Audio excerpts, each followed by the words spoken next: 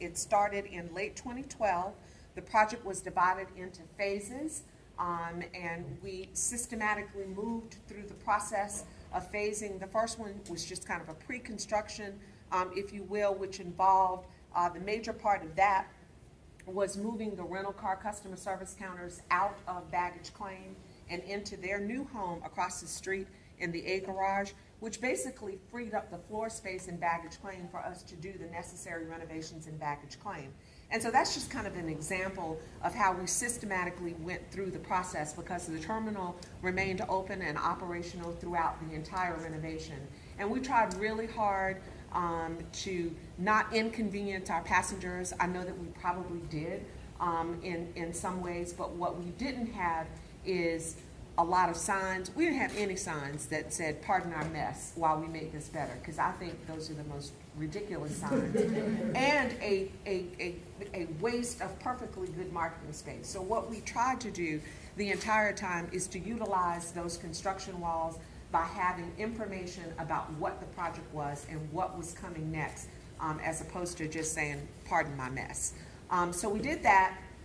And we think that it made a real impact with our customer base, because they didn't feel like we put up walls that were construction walls, but what we made them look like is just like regular walls inside of a terminal, so that people just, they would find that, oh, I have to go a different way today, but they didn't feel like they were going through a war zone. And that was by design. We thought about the process from the very beginning. And while the goal of Wingspan was to modernize the terminal, to address any kind of safety and security measures that we needed to address. We, of course, were in compliance with everything before the project started, but as you know, with the birth of Homeland Security and TSA, many things about an airport and its operations changed. And so Wingspan was an effort to address some of the ever-changing safety and security measures, as well as an opportunity to make this terminal physically attractive, and so there were, and so that was part of the goal as well. And also the goal was just to improve the customer experience. And I'll give you one example about the improvement of the customer experience. We centralized the passenger screening checkpoint. It used to be that when passengers came in, if they were flying off of the A concourse, they went to A screening, and flying off of the B concourse, they went to B screening. Well, no matter which concourse you were flying off of that day, your screening checkpoint line was liable to be backed up, and people would look over and they'd say, well, the other side, there's nobody over there. Why can't I just go there? Well, because once you're screened, you're screened. And there was no way to connect the two concourses. So we centralized the screening checkpoint, which improved efficiency in terms of how passengers negotiate their way through the terminal. It also improved the efficiency levels of TSA, because now instead of manning two checkpoints fully staffed, they're manning one larger checkpoint. So we're able to process more passengers with fewer people to do that processing. So that's just one example of one of the things that we did to improve the passenger experience. We also incorporated some sustainability practices. We were not in search of any kind of LEED certification, but we did do some things that we believe are sustainable. And that just is in line with the airport's philosophy of being a good steward of the environment. So an example of some of those kinds of things, we installed a daylighting system. Like most people look at the front of the terminal, and if you can remember back that far, it used to be probably 98% concrete, the whole front of the terminal. Now it's about 98% glass. Well, it looks really pretty, and people think, well, oh, that's so nice. It looks good, and it does. But it is also a part of the daylighting system. It allows us to utilize natural lighting inside the terminal, thereby decreasing our dependency on artificial lighting. So it's a sustainable practice. We installed rainwater harvesting, say that fast 3 times, rainwater harvesting system on the rooftop to capture rainwater to use for, you're trying to say it 3 times, are you? To capture our rainwater for use for non-potable kinds of things like flushing toilets. And again, thereby reducing our dependency on the water supply. So there were things like that. Lights in certain areas will go out if it detects no movement. So we did things, those kinds of things that are little things, but they start to add up when you're talking about a facility this size. But again, our goal was not certification. Our goal was just simply sustainability. One of the other things that we did that we're most proud of is not my phone ringing in the middle of this, but that's just Scott. I'll just ignore him. So one of the other things that we did was we harvested 35 willow oak trees from the short-term parking lot. And when we cut those trees down, we could have just cut them down and be done with it. But we didn't, because again, in addition to being good stewards of the dollar, of the financial dollar, we're also good stewards of the environment.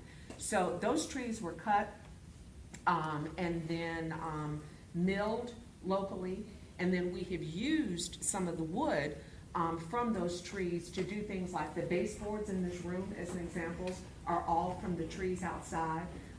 Upstairs in the new administrative offices, in the lobby area and in the boardroom area, it's hardwood floors, and those hardwood floors came from the tree harvest.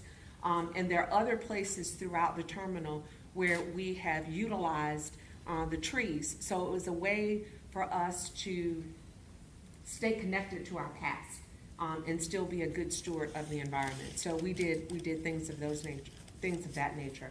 So that really is just kind of a highlight of what we've done here. It's a $125 million project.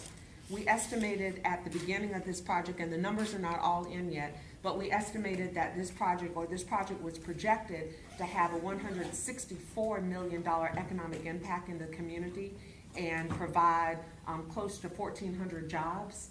And that was very important to us. So it was more than just bricks and mortar. And the project is 80% self-funded. So we looked for opportunities for local resources, to use local people, local construction companies, and local resources to fund that money, funnel that money back through the local community. And so we did that. And so I think that's really important too, to take note of the fact that we tried to spend local dollars with local vendors. Obviously, we couldn't do that in total, but we certainly tried very hard to incorporate those local dollars, and it is projected that Wingspan has had a $164 million economic impact in the local community. So that's kind of a high level. The space that you're sitting in actually is a new conference center space. This area did not exist before Wingspan. It is a 1,700 square foot meeting space that can be used by local groups and organizations and businesses. The room is fully equipped from an audiovisual standpoint. It has screens and projectors.